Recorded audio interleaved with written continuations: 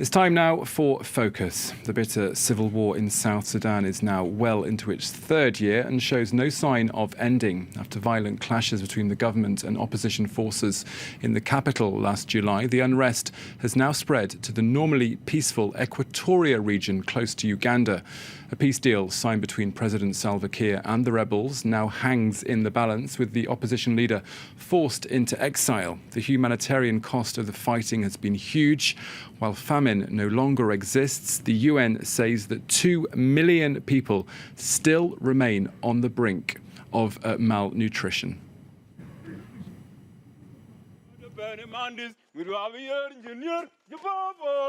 These soldiers are at the helm of the government's efforts to keep a growing insurgency at bay.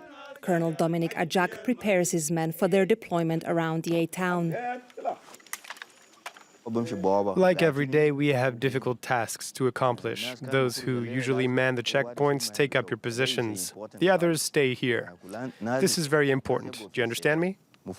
The colonel makes a tour of the checkpoints set up along the main roads leaving town. After fresh fighting broke out in July 2016, rebel leader and then First Vice President Machar fled the country, passing through the southern region of Equatoria. Since then, fighting has consumed this part of South Sudan. Yei is practically under siege, accessible only by air.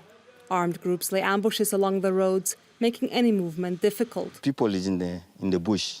When somebody is coming, is a check. And when he's going to town, they can march in town, is a security. Yes, it's make a security first. But even though the government vows to protect civilians, none remain in the areas surrounding the checkpoints. Like most of the town's population, they fled to Uganda.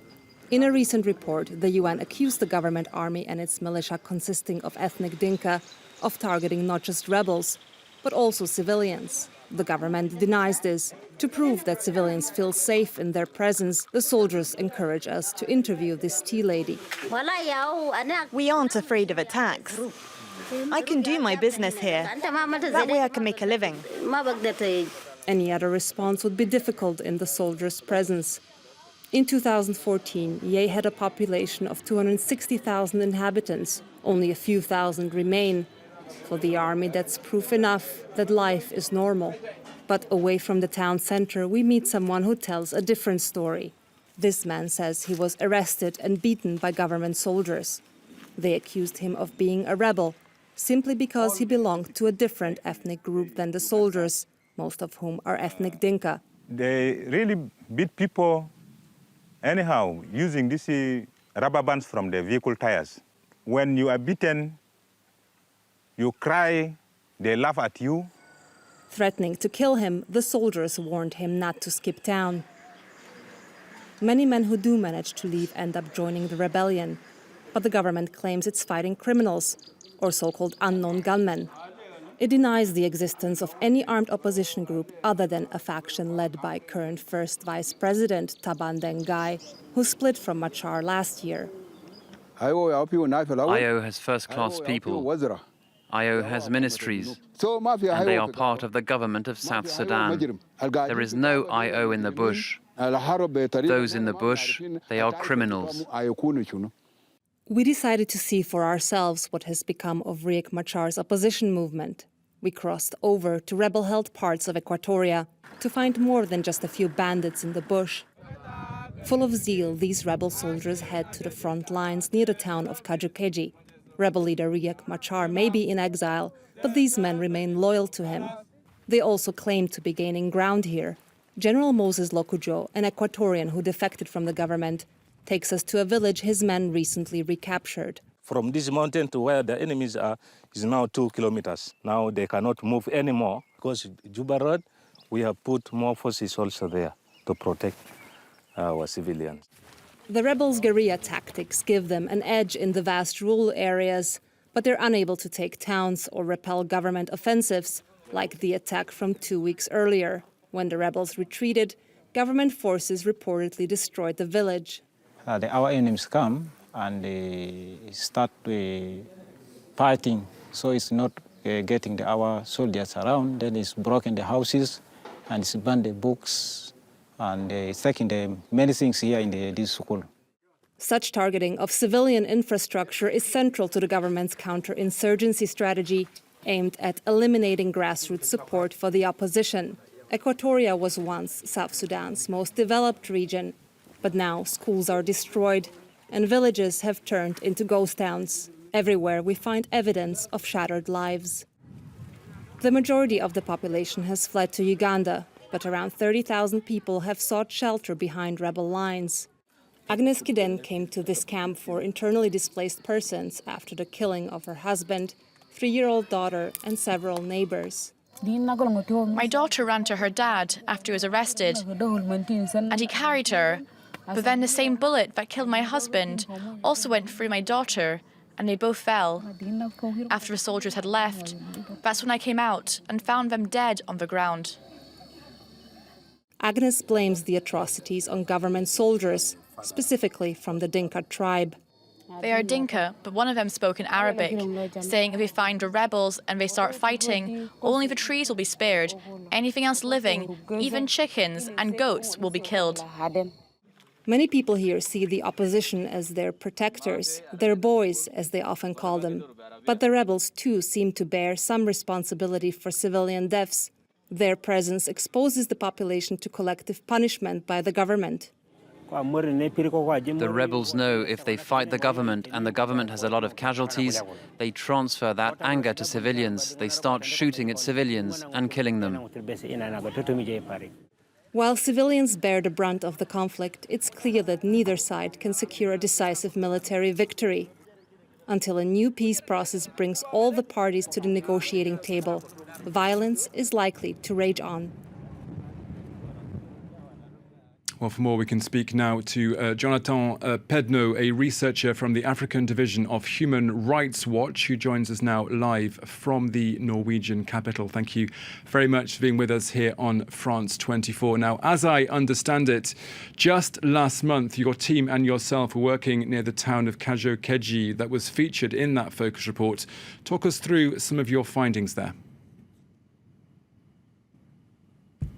Indeed, we did go to northern Uganda for a couple of weeks where we met with more than 100 refugees from Kajo-Keji who all thoroughly described to us how they were either witnesses or themselves victims of horrible abuses on the part of government forces. That ranges from troops basically coming into marketplaces, starting to shoot, killing civilians, to them seeing all of their possessions being looted, or their cousins or brothers or themselves being arrested and taken into military barracks where some of them have been horribly tortured. So obviously horrible tales of abuses that we have gathered, more than 46 allegations of killings between June 2016 and May 2017, the latest of which shortly before we left was this case of 8 men who were gathered into a house that was then set on fire. 2 of them escaped.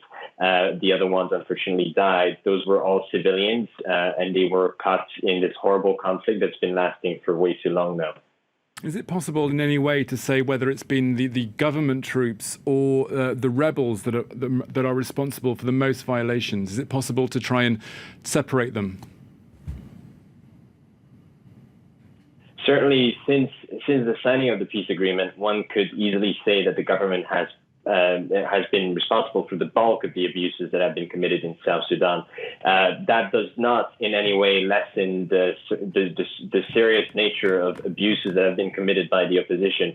But the opposition, by virtue of not having claimed much ground over the past year and a half, has not really been able to reach areas where there are civilians that are, that they would consider as supportive of the government. Whereas the government, on the other hand, has managed to gain much more ground in areas that are deemed as supportive of the opposition and have actively been targeting civilians as part of their counterinsurgency tactics.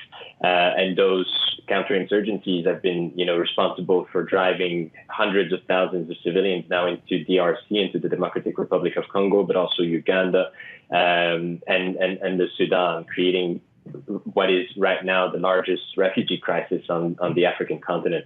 And just on that point, what's the situation like for those that have managed to escape this fighting in those refugee camps in northern Uganda? Well, certainly the situation is extremely difficult. I mean, one can imagine when you have to leave your hometown, and for most of the people that we spoke to, it was the second or the third time that they had to leave or flee South Sudan for their lives because of the war, whether it was the war in the 1980s or 1990s against the government of Sudan or this current one. A lot of people have had to abandon everything, abandon their lives, abandon their hopes behind them in order to escape this atrocious violence. So the situation obviously is quite difficult for those people. They have to start anew. There is very little money and resources made available at the moment by the international community to help and face this refugee crisis. The Ugandan government is obviously doing as much as it can. On the other hand, Uganda sadly enough, continues in many ways to support the Kiir government, which is responsible in the first place for driving all of those hundreds of thousands of civilians into Uganda. And so we think that it's essential that as much as money goes into responding to this crisis in northern Uganda, this refugee crisis into northern Uganda, that the Ugandan government and the donors also call for an end to abuses by government forces. And very briefly, I also want to talk about famine. The government and the UN have both announced this week that famine has been eradicated across South Sudan, but that 2 million civilians are still at risk. Well, I mean, famine, when it was declared, was, just a way of describing an atrocious situation. And though the situation in terms of access to food may have gotten better, in parts because it's the rainy season now, it by no means means that the situation in South Sudan generally has improved. I mean, we still have abuses, we still have displacements, we still have about 3.7 million people out of a population of about 11 million people who have been forced out of their homes because of fighting. And though we may now, for the next few months, have some kind of respite in terms of the intensity of the fighting because of the rainy season, making it difficult for armed parties to move around, we're likely to see a resumption of this fighting and a very violent one in the fall. And so it's essential, really, that the priority be put on ensuring that the parties respect human rights and that the parties eventually agree to some kind of political agreement that will bring this war to an end. Okay, Jonathan Pedno from the African Division of Human Rights Watch in Norway. Thank you very much for being with us here on France 24.